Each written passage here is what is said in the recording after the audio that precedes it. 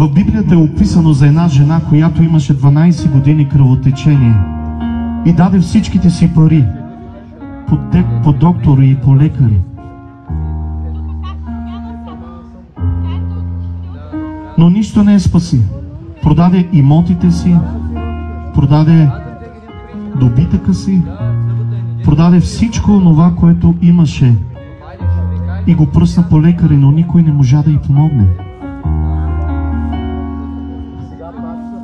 В Стария Завет, когато една жена беше по този начин, тя се водеше нечиста и трябваше да стои извън стана, т.е.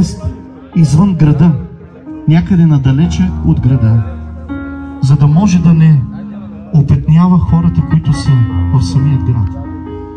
Но когато тя чу за Исус Христос, чу, че Исус е изцелявал хора, че е изцелявал болни,